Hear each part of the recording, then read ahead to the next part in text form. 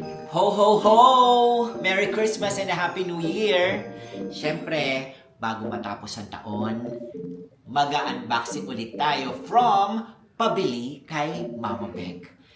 Ay, favorite ko parate kapag may mga dumarating akong package from pabili kay Mama Beg. Since magtatapos na ang taon, i-share ko lang sa inyo yung mga ibang stuff na ginagamit ko para pagdating ng 2026, you have an idea kung anong gagamitin at kung ano ang orderin nyo sa ating Queen of Padala kay Mama Beg. Okay, so first, follow pabili kay Mama Beg on Facebook and at Beg Soriano on Instagram. Ito na! Ito na! Ha ha! Yes! Number 1. This ramen. This is my favorite ramen. So sa mga ramen lovers dyan, eto. This is the Sapporo ramen. It's my favorite. So kung magpapabili kayo ng ramen, eto. Highly recommended ko tong Sapporo ramen. Ito yan yung sinasabi ko. Sapporo ramen. Tingnan nyo ha. Pak.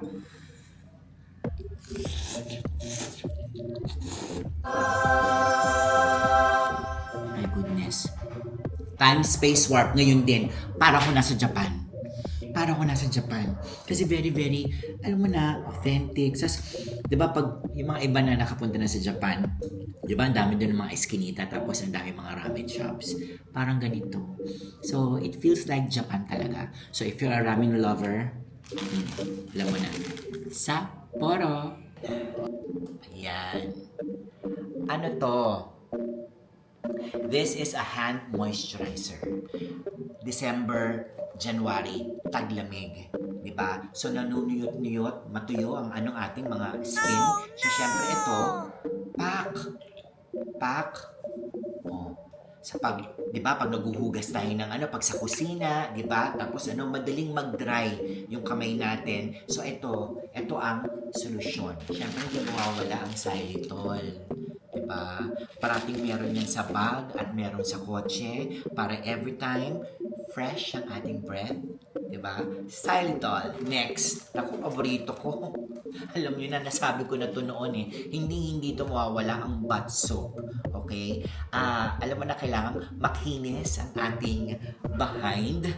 Alam niyo yun, di ba? Para kapag hinawakan, ay, ang kinis, ay, ang saya, ang sarap ng dahil sa bath soap. Okay? Paborito ko to, hindi pwede mawala ito. Bourbon biscuits. I love this. At ito, sobrang famous to sa Japan. So mga mommies, kung magpapabili kayo kay Mama Beg, include this bourbon biscuits kasi super sarap and I'm sure yung mga anak nyo magugustuhan ito. Famous na famous to sa Japan. Promise. Yan. Getting ready for summer, syempre kailangan stock up tayo ng ating sunscreen, sunblock. This is what I trust. Okay? Kaya pagdating sa summer, wala na akong problema. Meron na akong ganito. Chocolates, di ba? Famous din siya, pero mas famous tong bourbon chocolate. Ito naman, itong premium, this is what I use every day. And this one is for the eyes. Okay? Before I start my day, pagkatapos ko maligo, ito ang aking nilalagay. Okay? It's a form of a moisturizer. Okay? Napaka-smooth niya sa skin. Ito ang ito ang aking secret sa aking skin. Okay? Tapos ito, sa mata, dito siya nilalagay. Hindi mismo dun sa eye bag, dun sa ilalim. Para mas pak. Kaya makikita nyo, sorry hindi naman ako sa nagmamayabang. Kaya nakikita nyo minsan masyadong banat ang aking face. O, eto ang pabili nyo kay Mama Beg. Alright. Meron din tayo, ayan. Isa rin to sa aking secret. Rice pack. Maganda to. Eto na yon. Yan. Kiana Rice Pack. Alam mo naman pagdating sa ating beauty regimen, dapat importante yan. Mapalalaki, mapapabae, we have to take care of our skin. Siyempre, pag galing Japan, alam mo na quality. So, this is how I use it.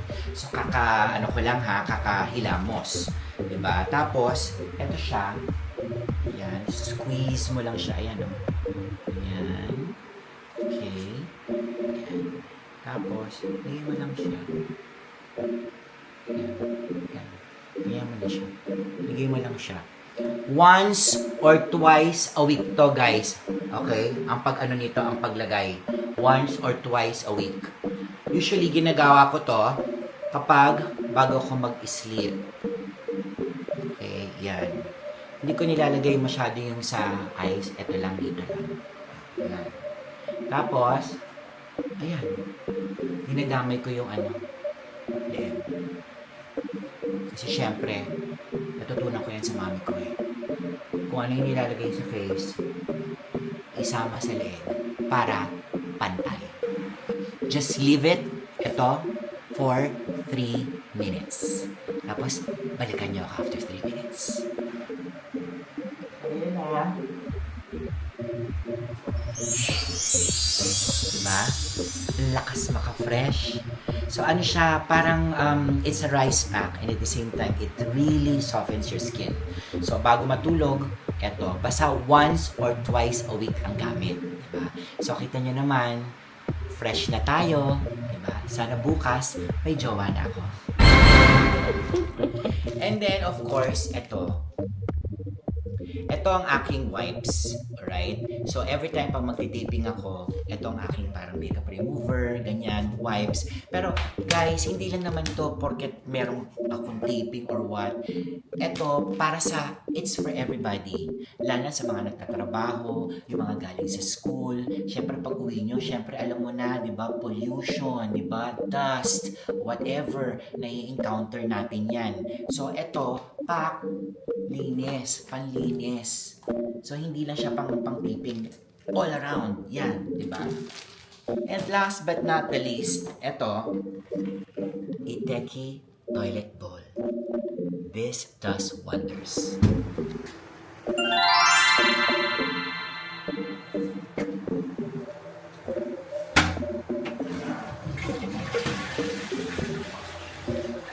Ito na yung Iteki na sinasabi ko. Iteki, syempre diba, pag tayo, kapag sumasakit yung tiyan natin, minsan naaabutan tayo kung saan-saan, diba? Tapos minsan, kunyari, pag nasa kapitbahay tayo, makikibanyo tayo, diba? Katulad ko, kunyari, pag nagtitiping ako, kapag naaabutan ako, syempre magabanyo ako kung saan-saan, diba? Syempre minsan, alam mo na, ang urna natin, pagkatapos, diba may amoy? Diba? Ayaw natin yun. Diba? Siyempre minsan conscious tayo eh. Naku, yung ano ko, yung pag-poop ko baka mamaya maamoy hindi nila magustuhan, di ba? Aminin natin yon, real talk lang, di ba? Lalo pag kunyari nasa bahay tayo ng kaibigan or what, makikibanyo tayo, ayaw natin yun. Ito ang solusyon. Okay? Pagkatapos nyo umurna o pumup, itong Iteki, di ba? Katulad na nakita nyo kanina, 2 to 3 drops lang. Tapos, close the lid, flush. Okay? Iteki, ito ay deodorizing drops. Yan. So, mga 2 to 3 minutes lang. So, tingnan na natin, di ba? So, kanina, finlash ko na.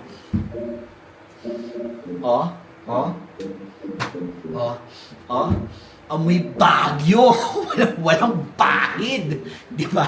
Ay, nako, mag-stock up kayo nito. Lalo na sa mga nagta-travel o lalo na everyday, sa mga nag-opisina or what, pagdadatnang ka, ito lang ang katapat. Iteki. So, ayan. Ito yung mga products na pwede niyong pabilin kay Mama Beck for 2026. Nakita niyo naman yung mga use niya, diba? Nakita niyo naman how I use it. Nakita niyo naman how effective it is. Bakit? Kasi syempre, isang box galing Japan. Diba? And syempre ito, napakaganda pag meron kang personal shopper sa Japan. Sino pa ba yun? Syempre, ang aking dear sister na si Mama Beck.